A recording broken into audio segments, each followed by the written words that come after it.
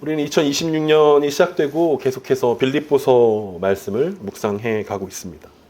바울이 감옥에서 어떻게 지냈는지가 궁금했기 때문에 선택한 본문이었고, 그 본문들을 통해서 우리는 바울의 감옥 생활들을 엿볼 수 있습니다. 한번 우리 생각해 봅시다. 여러분 머릿속에 한번 우리가 바울이다라고 생각하면서 한번 상상해 봅시다. 지금 우리는 1세기 로마의 한 감옥에 앉아 있습니다. 바닥은 차가운 돌바닥으로 되어 있고 벽에는 습기가 가득 차 있습니다. 움직일 때마다 우리를 메고 있는 쇠사슬 소리가 사그락사그락 소리가 나고 있습니다. 그리고 노인이 된 한 명의 할아버지가 간수들과 함께 묶여있는 그 장면을 우리가 한번 생각해 봅시다. 만약 여러분들이 주인공이라면 여러분은 그 상황 가운데 무엇을 느끼고 무엇을 기도하고 있겠습니까? 바울이 이렇게 옥에 갇혀 있다라는 소문이 빌립보에 도착했습니다. 바울이 잡혔다. 그리고 감옥에 갇혀 있다. 재판을 기다리고 있다. 복음을 전하다가 감옥에 갇힌다니 이게 무슨 말인가? 왜 빌립보에 있을 때는 감옥에 갇혔다가 금방 풀려났는데 왜 로마에서는 그런 일이 일어나지 않는가? 하나님이 정말 살아 계신가? 이제 선교는 끝난 것인가? 라는 소문은 꼬리에 꼬리를 물면서 빌립보 교회 전체를 낙심하게 하고 낙담하게 만들었습니다. 같은 시간, 같은 감옥, 같은 쇠사슬 가운데 묶여 있지만 바울이 경험하는 감옥과 빌립보 성도들이 경험하고 있는 감옥은 전혀 다른 것이었습니다. 그런데 놀랍게도 그 순간 빌립보 성도들이 낙심하고 낙담하고 있는 그 순간 바울은 웃고 있었습니다. 기뻐하고 또 기뻐한다라고 고백하고 있습니다. 바울은 정신이 나간 거 아닙니까? 기뻐할 만한 일들이 하나도 없는데 어떻게 바울은 기뻐한다라고 이야기하고 또 빌립보 교회 성도들에게 기뻐하라고 명령하고 있습니까? 분명히 같은 상황을 바라보고 있는데 바울과 빌립보 교회는 다르게 해석하고 있기 때문에 그렇습니다. 어쩌면 우리의 인생도 바울과 비슷한 상황에 처해 있을 수도 있을 것입니다. 우리 앞에는 병원의 진단서가 발부되어 있을지도 모릅니다. 슬프게도 불합격 통지서가 우리 앞에 있습니다. 관계에 어려움도 있고 기도에도 변하지 않은 현실이 마치 바울이 감옥 가운데 쇠사슬에 매여 있는 것 같은 그런 상황을 오늘 우리도 살아가고 있을 수도 있습니다.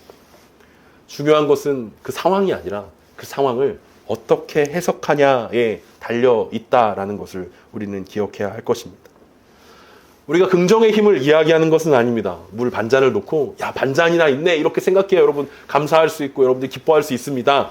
바울이 지금 그 얘기를 하고 있는 것이 아닙니다. 바울의 눈으로 상황을 읽는 법을 우리가 함께 배워야 한다라는 것입니다. 바울은 누구보다 낙관적인 성격을 가지고 있었기 때문에 이 감옥 안에서 웃고 있었던 것이 아닙니다. 그는 긍정적인 마인드를 가지고 있었기 때문에 그것이 가능하기도 한 것도 아니었습니다. 바울의 관심이 그리고 바울의 관점이 아예 달랐음을 우리는 바라볼 수 있습니다. 바울은 빌립보 성도들에게 야 내가 잘 될 거니까 내가 곧 풀려날 거니까 이제 상황들이 다 해결될 거니까 너무 근심하지 마라 라고 말하고 있는 것도 아닙니다. 모든 것이 괜찮아질 거니까 안심하라고 말하고 있지도 않습니다. 그럼 바울은 뭐라고 이야기하고 있습니까? 그것을 통해서 우리는 상황을 해석하는 같은 상황이지만 다른 해석을 보이고 있는 바울의 상황 인식을 그 관점들을 함께 배워갈 수 있었으면 좋겠습니다. 오늘 본문 12절입니다. 형제들아 내가 당한 일이 도리어 복음 전파의 진전이 된 줄을 너희가 알기를 원하노라. 앞에서 이야기했던 것처럼 빌립보 교회는 망했다라고 생각했는데 바울은 왜 복음에 진전이 있다라고 이야기하고 있습니까? 우리가 지금까지 살펴봤던 빌립보서 1장 1절부터 11절까지는 서론에 해당하는 부분이었습니다. 그러니까 바울이 누가 이 빌립보서를 쓰고 있고 그리고 안부 인사를 전했고 그리고 감사한다라고 이야기했고 어떤 기도 제목들을 가지고 있는지 빌립보 교회를 위해서 어떤 기도를 하고 있는지에 대한 서론 부분들을 우리가 지난주까지 살펴봤다면 오늘부터는 우리는 본론에 해당하는 부분들을 함께 살펴봅니다. 그러니까 편지를 쓴 이유, 편지를 쓴 목적이 이 본문에 등장하고 있습니다. 바울이 첫 번째로 이 빌립보서를 쓰게 된 이유에 대해서 이렇게 설명하고 있는 것입니다. 내가 당한 일이 도리어 복음 전파에 진전이 된 줄을 너희가 알기를 원하노라.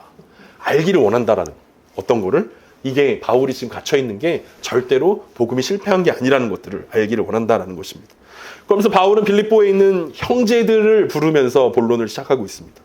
빌립보 교회와 바울은 한 아버지를 섬기고 있는 형제들이라는 사실입니다. 한 뱃속에서 나온 형제들이라는 거예요. 멀리 떨어져 있지만 얼굴을 본 적도 없는 사람들도 많을 테지만 우리는 한 형제입니다 라고 이야기하면서 형제들이여 안심하십시오. 복음은 실패하지 않습니다 라는 이야기를 하고 있습니다. 왜냐하면 지금 빌립보 교회는 엄청난 혼란에 빠져 있습니다.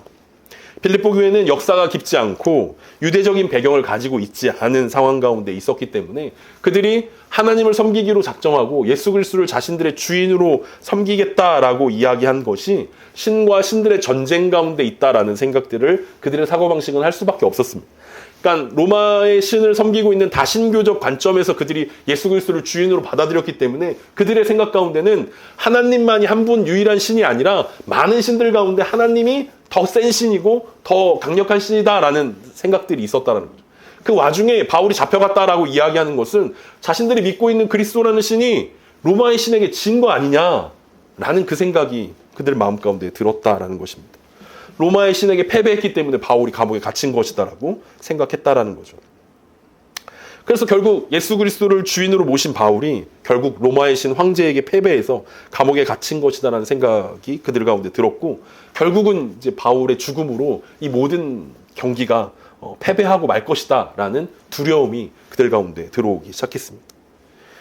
심지어 바울이 옥에 갇힌 이후로 수많은 고난들을 마주하면서 많은 동역자들이 바울 곁을 떠나버리게 되었습니다. 그들의 마음 가운데는 빌립보 성도들의 마음 가운데는 믿음으로 산다는 것에 대한 두려움이 몰려들었습니다. 그래서 바울은 자신의 상황을 설명할 필요가 있었습니다. 단순히 자기가 감옥에서 저 잘 먹고 잘 지냅니다. 저 잘 지내고 있으니까 너무 걱정하지 마세요. 여러분들이 주신 영치금으로 아주 맛있는 음식을 많이 먹으면서 살고 있습니다. 이 정도로 위로하려고 보낸 편지가 아닙니다. 자신의 감옥 생활이 성경적으로 하나님 나라의 관점에서 어떤 의미가 있는지를 해석해 주는 것이 필요하다라고 생각했기 때문에 바울이 편지를 보내고 있습니다. 그래서 바울은 형제들에게 너희가 알기를 원한다라고 기록하고 있습니다. 바울이 빌립보 형제들에게 알기를 원했던 것이 무엇입니까? 바로 바울이 당한 일이 도리어 복음 전파의 진전이 되었다는 사실입니다. 바울이 당한 일은 무엇입니까? 바울은 지금 감옥에 갇혀서 재판을 기다리고 있습니다. 많은 군인들 틈에 감시받고 집 밖으로 나갈 수 없는 고립된 상황 전체가 바로 바울이 당한 일들입니다. 이런 상황을 바라볼 때 많은 사람들이 바울이 실패했구나 라고 생각할 수밖에 없습니다. 인간적인 눈으로 바라보면 바울은 실패한 것입니다. 바울은 복음 때문에 명예를 얻거나 부를 얻은 것도 아닙니다. 많은 사람들을 모이게 하지도 못했습니다. 그냥 바울은 복음을 전하다가 감옥에 갇힌 노인에 불과했습니다. 그렇지만 바울이 오늘 여기서 이야기하고 있는 것은 내가 전한 복음이 감옥에 갇힌 것이 아니라 내가 감옥에 갇힌 것입니다를 이야기하면서 복음은 사람이 막을 수 없는 것입니다 라는 것을 역설하고 있습니다. 오늘 바울이 언급했던 진전이 된다라는 말은 군대에서 사용하는 용어였습니다. 앞으로 밀고 나아가는 상황을 진전한다라고 이야기하는 것입니다. 군대가 숲을 베고 길을 내면서 전진할 때 혹은 개척자들이 길이 없는 땅에 장애물을 제거하고 길을 뚫을 때 쓰는 단어가 진전됐다라고 이야기하는 단어였습니다. 바울은 비록 옥에 갇혀 있지만 복음은 돌파하고 있습니다. 복음은 길을 만들고 있습니다 라는 이야기를 하고 있습니다. 그래서 우리가 주목해야 되는 단어는 도리어라는 단어입니다. 오히려 반대로 예상과는 다르게 사람들의 생각에 바울이 감옥에 갇혔고 복음은 길이 막혔습니다 라고 생각했는데 바울은 이 현실을 어떻게 해석하냐면 오히려 도리어 복음이 길을 만들고 있습니다 라고 고백하고 있는 것입니다. 사람들은 바울이 감옥에 갇혀서 복음이 약해졌다고 생각했습니다. 근데 바울은 아닙니다. 복음이 더 전진하고 있습니다 라고 고백하고 있습니다. 우리는 고난을 받을 때 우리 인생 가운데 손해라고 생각합니다. 우리는 일이 생각처럼 진행되지 않을 때 왜 지체된다라고 생각합니다. 빨리 끝내야 되는데 일이 끝나야 되는데 끝나지 않는 상황들을 바라보며 내가 손해보고 있어. 내가 지금 어려움을 겪고 있어. 빨리 돌파해야 돼 라고 생각할 때가 많이 있습니다. 그런데 바울이 생각했을 때 이 고난은 절대로 손해가 아니라는 것이었습니다. 인간적인 눈에는 손해로 보이지만 하나님의 눈에는 이게 오히려 이득이라는 것입니다. 상황이 나아졌다라는 것도 아니고 방향이 완전히 바뀌었다라는 것들을 바울이 이야기하는 것입니다. 바울이 로마로 향하면서 지금까지의 바울의 상황들을 우리가 살펴보면 아마 로마로 향하면서 바울은 이제 사역에 엄청난 꽃을 피울 거라고 바울도 예상했고, 바울을 파송했던 안디옥 교회도 예상했고, 바울을 후원하고 있는 빌립보 교회도 아마 그렇게 예상했을 것입니다. 바울은 이미 3번의 전도 여행을 통해서 찬란한 사역의 열매들을 맺었습니다. 바울이 가는 곳마다 교회들이 생겨나게 되었고, 많은 사람들이 그리스도의 이름을 부르며 형제 자매로 그리스도의 제자들이 많이 양성되어졌습니다. 그는 베테랑 중에 베테랑이었고, 유대인이든 헬라인이든 그의 삶 가운데, 그의 사역 가운데는 거침없이 복음을 전하는데 자신이 있는 사람이었습니다. 그러니까 자타가 공인하는 최고의 선교사였다라는 거죠. 바울만큼 선교에 탁월한 사람이 없었고, 그의 사역의 절정이 이제 로마에서 이루어진다라고 생각했습니다. 그도 생각했을 것이고, 아마 모든 사람들이 그렇게 생각했을 것입니다. 이제 로마에서 빛을 발하게 될 모두를 기대하며 로마에 도착했는데, 로마에 도착하자마자 바울은 기약 없이 감옥에 갇혀 있는 것입니다. 이 바울의 상황들을 보면서 많은 사람들이, 야, 이 천하의 사도 바울이 이 3번의 전도여행을 통해서 모든 그 전도할 수 있는 기술들을 습득하고 많은 그 사례들을 남겼던 그 바울이 그냥 이렇게 로마 감옥에 갇혀 있는 곳이 얼마나 답답한 일인가, 얼마나 하나님 나라의 손해인가 라는 생각들을 갖게 되었다는 것입니다. 우리가 코로나를 보낸 지 벌써 5년이 지났습니다. 얼마 전에 제가 미용실에 가서 머리를 자르는데 미용사분이랑 이런저런 얘기하다가 코로나 때 진짜 힘들지 않으셨냐고 뭐 이런 질문들 하면서 저도 막 그때 생각이 났습니다. 코로나 때 머리 자르는데 마스크를 쓰고 자르지 않았습니까, 우리가? 아니, 머리를 자르는데 마스크를 쓰고 자나? 근데 그것도 하나가 아니라 그냥 마스크를 씌우고 또 투명 마스크를 더 씌우면서 막 이렇게 머리를 자르는데, 뭐 제 머리 자르는 게 그렇게 어렵지 않기 때문이기도 했지만, 어쨌든 사람들을 보면서 야, 이렇게까지 해야 되나? 뭐 그런 생각들이 들었지만, 어쨌든 그게 벌써 5년이 지났다라는 거예요. 심지어 교회도 코로나 때문에 뭐 난리 아니었습니까? 모이지 못하고 온라인으로 예배를 드려야 되는 상황이었습니다. 그리고 코로나라는 상황들을 겪으면서 많은 사람들이 이제는 교회의 시대가 끝났구나. 더 이상 모이지 못하고 함께하지 못하면서 이제 교회는 영향력이 약화될 것이다 라는 생각들을 했습니다. 왜냐하면 그때 당시에 모이는 것 때문에 워낙 뉴스가 많이 나오지 않습니까? 신천지 뭐 이런 사람들 막 얘기하면서 교회도 똑같다 막 이러면서 욕을 많이 먹기도 했기 때문에 이제 더 이상 옛날 같은 일들을 못 하겠구나 라는 생각들을 하게 되었습니다. 상황은 똑같은 상황이었는데 어떤 사람들은 그때 다른 생각들을 하게 되었습니다. 저는 무슨 생각을 했을까요? 저는 교회와 복음의 본질에 대해서 고민하기 시작했습니다. 우리가 지금까지 신앙생활을 이렇게 해왔는데 앞으로도 이렇게 해야 되는 건가? 이게 정말 복음에 가까운 것인가? 뭐 성가대도 하고 뭐 전도회도 하고 뭐 이것저것 하면서 회계 부회장, 회장, 부회장, 총무, 회계 서기를 뽑아서 많은 사람들이 이렇게 조직으로 만들어서 이렇게 막 운영하는 게 정말 성경적인 건가? 교회가 정말 이런 일들을 해야 되는 것인가? 라는 고민을 시작하게 되었습니다. 그리고 더 이상 아무것도 할 수 없는 교회의 현실들을 바라보면서 교회의 본질은 크고 작음에 있지 않고 어떤 사역의 연속성, 수년 동안 해왔던 이것들을 계속하는 데 있지 않는구나 라는 생각들을 하게 되었습니다. 그래서 그 결과가 뭡니까? 저와 여러분들이 이렇게 예배를 드리고 있는 것입니다. 코로나라는 이 바위 앞에서 내린 결론이 바로 그거였습니다. 끝나면 어떻게 되지? 어떤 일들이 일어나지? 똑같은 상황들을 보면서 다르게 해석할 수 있다라는 것입니다. 많은 사람들이 코로나가 교회를 죽인다라고 생각했습니다. 그리고 실제로도 많은 성도들이 교회를 떠나갔습니다. 하지만 그 상황 가운데 많은 작은 공동체들이 생겨났습니다. 요즘 제가 만나고 교제하는 그 많은 작은 교회 목사님들을 보면서 이 코로나의 결과들이구나. 코로나가 교회의 방향들을 바꿔가고 있었구나 라는 생각들을 하게 됐다라는 거죠. 같은 상황이었지만 해석이 달라졌습니다. 상황을 보는 관점들이 달라졌기 때문에 그렇습니다. 빌립보 성도들은 왜 이런 일이 일어났을까를 고민했습니다. 왜 이런 일이 일어나는 거야? 왜 바울은 이렇게 고난을 당해야 되는 거야? 왜 우리 가운데 이런 어려움들이 있는 거야? 라는 생각들을 하면서 하나님을 향한 원망으로 바뀌었습니다. 왜 하나님은 왜 일하지 않는 거야? 왜 하나님은 우리를 도와주지 않는 거야? 왜 하나님은 우리 기도에 도무지 응답하지 않는 거야? 라는 생각들을 했다라는 거죠. 왜냐하면 빌립보 교회 성도들이 했던 것은 사람의 생각과 지혜로 하나님의 타이밍을 맞추고 하나님의 방향을 재단하려고 했기 때문에 그렇습니다.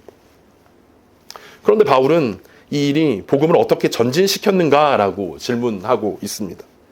그러니까 빌립보 성도들은 왜 하나님이 이런 일하지 않습니까? 우리 방법대로 일하지 않습니까? 라고 질문하고 있는데 바울의 질문은 내게 당한 이 일이 어떻게 복음에 도움이 되는가? 어떻게 하나님 나라에 도움이 되는가? 라는 질문을 했고 그 질문의 결과가 바울이 기뻐할 수 있는 결과로 바뀌게 되었습니다.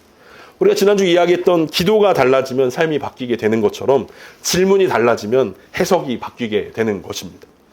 복음의 관점으로 바라보니까 바울은 기뻐하고 또 기뻐할 수 있는 상황이 되었습니다.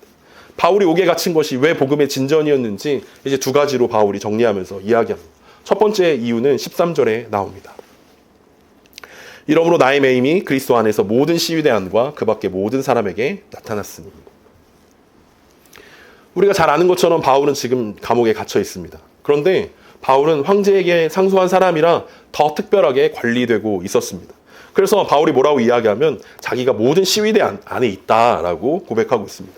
그러니까 바울이 말하고 있는 시위대는 황제나 총독의 직할 부대를 의미합니다. 그래서 어떤 학자들은 바울이 빌립보서를 기록한 것이 로마가 아니라 가이사랴 아니냐라고 추측하기도 합니다. 시위대라는 단어가 주는 그 영향력이 훨씬 더 일반 감옥보다는 훨씬 더 높은 급에 있기 때문에 그렇습니다. 근데 시위대를 로마 황제의 직속 부대라고 본다면 바울을 지키는 간수들, 이 로마 군인들은 그냥 단순한 군인들이 아니었다라는 거죠. 그들은 이미 로마 시민들이었습니다.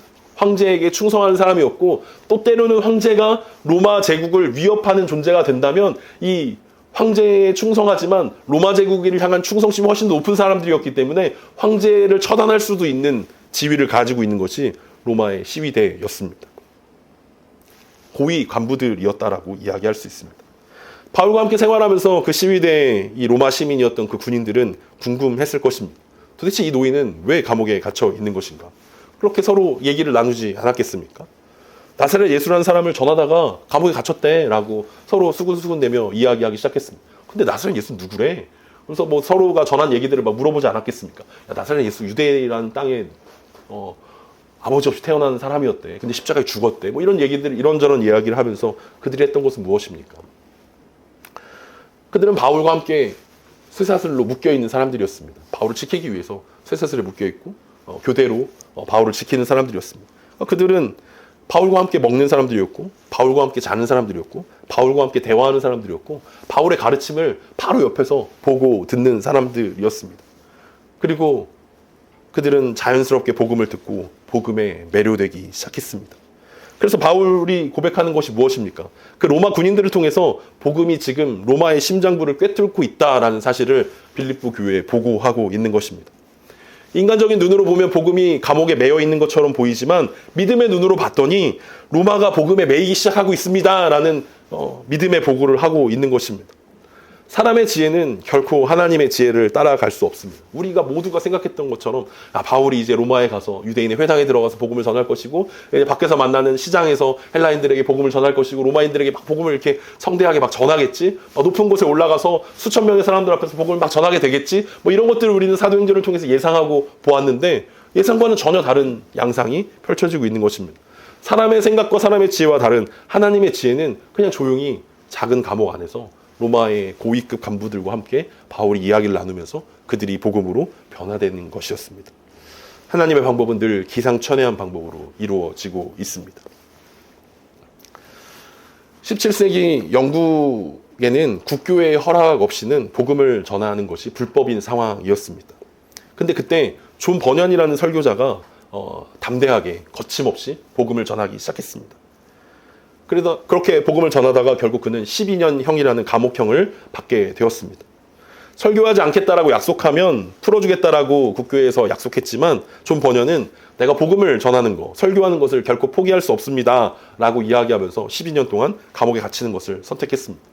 그리고 감옥에 갇혀있는 12년 동안 그는 구원이란 도대체 무엇인가, 그리고 어떻게 하면 사람들을 구원에 이르게 할 수 있을 것인가, 어떻게 하면 사람들에게 복음을 잘 전할 수 있을 것인가를 고민하기 시작했습니다. 그러면서 그는 어린아이도 글을 잘 모르는 농부도 사람들이 들을 수 있는 언어로 복음을 전하는 것이 좋겠다라고 이야기를 적어 내려가기 시작했습니다. 그리고 바로 그때 감옥에서 쓴 책이 우리가 잘 알고 있는 철로 역정입니다. 우리는 이미 연극으로 봤지만 이때 당시에 존 버년이 썼던 것은 철로 역정이라는 책이었습니다. 복음을 전하는 것을 사단은 막으려고 했지만 하나님은 철로 역정이라는 그 책을 통해서 이 철로역정이라는 책이 얼마나 놀라운 책이냐면 성경을 제외하고 세상에서 가장 많이 팔린 책이 바로 철로역정입니다. 많은 사람들이 다양한 언어로 번역해서 사람들 가운데 이것이 구원에 이르는 지혜구나, 이것이 하나님의 말씀이구나를 깨닫게 되었다는 거죠. 왜냐하면 그때 당시에 많은 사람들은 라틴어로 된 성경밖에 볼 수가 없었고, 심지어 그건 읽을 수도 없고 이해할 수도 없는 상황 가운데서 이 존 버년이 적어내려간 이 이야기는 많은 사람들을 구원에 이르게 했다는 것입니다. 바울은 감옥에서 빌립보서를 기록했고, 존 버년은 감옥에서 철로역정을 기록했습니다. 사람의 눈에는 실패한 거고 후퇴한 것처럼 보였던 상황이 하나님의 손에서는 복음의 진전이 된 것입니다. 이것은 비단 바울과 존 버년에게만 적용되어지는 말씀이 아닙니다. 교회 역사에서 계속해서 반복되어져 있는 것이고 우리 삶에서도 반복되는 하나님의 방식입니다. 내가 생각하는 방식대로 풀리지 않는다고 좌절하거나 낙심할 필요가 없다는 것입니다. 하나님은 우리보다 지혜롭고 하나님은 우리보다 오르시기 때문에 그렇습니다. 빌립보 성도들은 바울이 감옥에 매여 있다라고 생각했습니다. 여러분들은 무엇에 매여 있습니까? 우리 오늘 찬양하면서 우리는 복음에 매여 있습니다. 주님의 사랑에 매여 있습니다. 주님의 임재에 매여 있습니다. 라고 고백했지만 사실 예배당을 나가는 순간 우리를 메고 있는 것은 너무나 많이 있습니다. 그것만 풀리면 우리가 날개를 달고 날아갈 수 있을 것 같은데 여전히 우리의 발목을 붙잡는 여러 가지 것들이 우리 가운데 있다는 것입니다. 육신이 연약한 지체들도 있고 경제적인 어려움에 처한 지체들도 있을 것입니다. 직장에 문제가 있는 사람도 있고 가족이 믿음의 길에 들어서지 않아서 고민하고 있는 사람들도 많이 있습니다. 그런데 그 모든 우리를 메고 있다라고 생각하는 그 모든 상황들이 하나님이 복음의 통로로 우리를 사용하는 도구라는 사실들을 우리가 생각해낼 수 있어야 할 것입니다. 바울이 감옥에 매여 있는 것처럼 보였지만 그 속에서 하나님의 복음을 제대로 증거할 수 있었던 것처럼 우리의 상황도, 우리의 바뀌지 않는 현실도 그 속에서 우리가 복음을 전할 수 있도록 복음의 통로로 사용하시는 하나님의 계획이라는 사실들을 우리가 인정해야 할 것입니다. 그러면서 바울은 두 번째로 이것이 감옥에 갇힌 것이 왜 복음의 진전인지 두 번째로 자신의 감옥 생활들을 설명합니다. 그것이 14절입니다. 우리 14절 말씀을 여러분들 읽어주시면 제가 그 사이에 물을 마시도록 하겠습니다. 우리 14절 말씀 함께 읽도록 하겠습니다.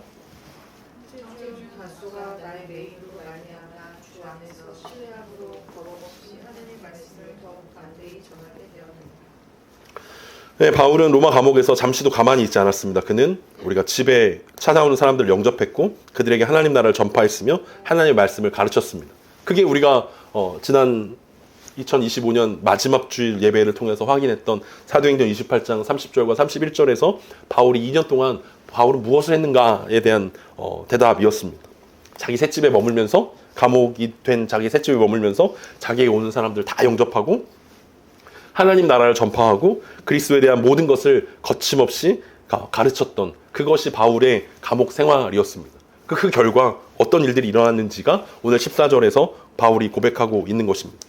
그 결과 무슨 일이 일어났냐면 로마의 교회와 성도들이 힘을 얻기 시작했습니다. 바울이 로마 감옥에서 갇혀 있음에도 겁없이 하나님의 말씀을 전하는 것을 보면서 로마 교회 성도들이 각성하게 되었습니다. 그들도 그들의 자리에서 거침없이 복음을 전하게 되었습니다. 한 사람의 믿음이 다른 사람을 위로하고 힘을 주고 도전이 되고 있었습니다.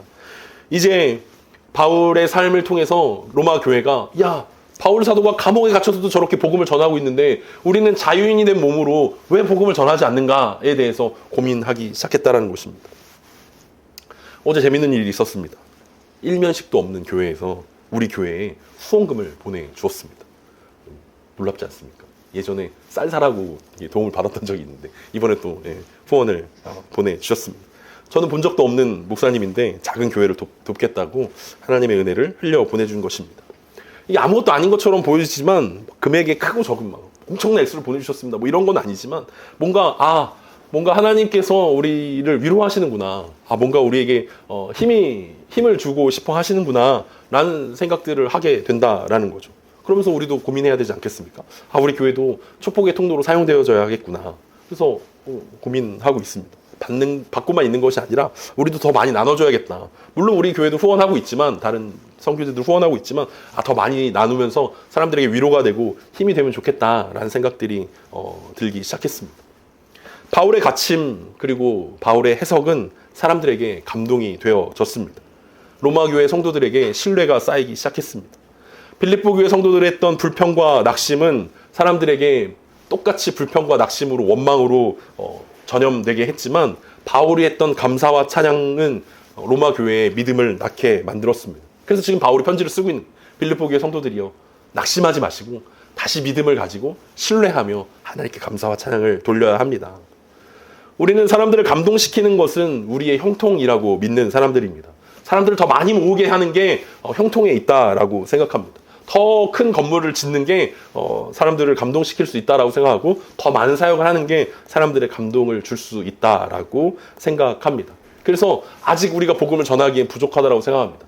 내가 더 높은 위치에 올라가서 더 잘 되게 됐을 때, 내가 더 좋은 아파트에 살고 더 좋은 형편이 되었을 때, 야 봐, 복음을 믿으면 이렇게 형통하게 돼. 봐, 예수님을 믿으면 다 행복할 수 있어. 더 행복할 수 있으려면 우리가 복음을 믿어야 돼 라는 생각들을 우리는 은연중에 가지고 있습니다. 그런데 사람들은 절대로 그런 형통에 감동하지 않습니다. 바울이 지금 상황이 좋기 때문에 로마 교회가 감동한 것이 아니라 좋지 않은 상황 가운데서 그의 상황에 해석하고 그가 복음을 전하고 있는 것들이 감동을 이뤄줬다는 것입니다. 2023년 6월 에콰도르에서 있었던 일입니다. 에스메델라스라는 주에서 12시간 동안 폭우가 쏟아져서 강이 범람하고 마을 전체가 잠기는 일들이 일어났습니다. 10,000명 이상의 이재민이 발생한 상황 가운데서 에콰도르 TV의 한 그 기자가 이제 취재를 떠났습니다. 허리까지 물이 차는 상황 가운데서 그 여자 기자가 이제 막 그 상황들을 설명합니다. 뭐 일주일 동안 비가 와가지고 다 잠겼습니다. 수만 명의 이재민들이 생겼고 막 떠다니고 있습니다. 이렇게 그 상황들을 막 설명하고 있는데 그 인터뷰 그 상황을 보고하고 있는 그 집의 주인이 이제 나온 거예요. 그 아주머니가 나와가지고 기자에게 다가와서 이렇게 이야기합니다. 가진 게 이것뿐이라 미안합니다 하면서 수줍게 바나나 5송이를 기자에게 건넨 거예요. 기자가 그 인터뷰 그 상황을 막 설명하고 있는 앵커였는데 막 설명을 하다가 그 바나나 5개를 받고 이제 눈물이 터져 난 것입니다. 이 사람들은 이재민인데 지금 수재 현장 가운데서 모든 게 다 떠내려버리는 상황 가운데 있는데 가진 게 이거밖에 없다라고 이야기하면서 바나나를 건네는 그 마음 가운데 그 오열하면서 말을 잇지 못하는 그 장면이 뉴스에 여과 없이 보도된 적이 있습니다. 그 뉴스가 이슈가 돼서 전 세계적으로 야, 이런 사람도 있다. 아무것도 없는데 그 바나나를 이 기자에게 건네는 이런 사람도 있다라고 하면서 많은 사람들이 거기에 막 수재 의원금 보내고 막 구부품을 보내면서 그 동네가 되게 유명해졌다라는 감동적인 뉴스를 본 적이 있습니다. 기자에게 바나나를 준 여인이 믿음의 사람이었는지 아니었는지는 우리가 알 수가 없습니다. 다만 사람들을 울렸고 사람들의 마음을 움직일 수 있었던 것은 그 여인이 풍성한 삶을 살았기 때문이 아니라 형통한 삶을 살았기 때문이 아니라 없는 중에도 나눌 수 있는 용기가 있었고 그것이 작은 것이지만 자기가 가지고 있는 전부를 내놓을 수 있는 그 마음 때문이었음을 우리는 확인할 수 있습니다. 한 사람이 고난을 당할 때 우리는 그 고난의 순간 가운데 그 고난을 어떻게 해석하느냐에 따른 어떻게 하냐라는 문제는 그 공동체에 엄청난 영향을 미칩니다. 바울이 자신의 매임을 어떻게 해석했는가에 따라 로마 교회 전체에 엄청난 변화를 가져왔습니다. 고난을 피하려고만 했다면 로마 교회는 주님을 신뢰할 수 없었을 것입니다. 바울처럼 복음을 전해야겠다라는 자신도 갖지 못했을 것입니다. 감옥 밖에서 복음을 전하다 감옥에 갇히면 우리도 큰일 나는 거 아니야? 라고 두려워 떨 수밖에 없었을 것입니다.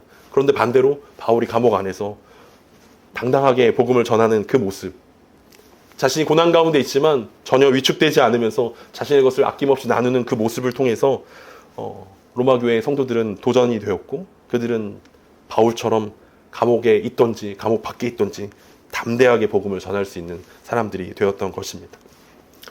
내 중심으로 상황을 바라보면 우리는 감사보다는 불평을, 기쁨보다는 슬픔에 더 가깝게 되는 것이 우리의 본성이라고 생각이 됩니다. 왜 일이 내 마음대로 되지 않는 것인가? 라는 마음 가운데 사로잡히게 됩니다.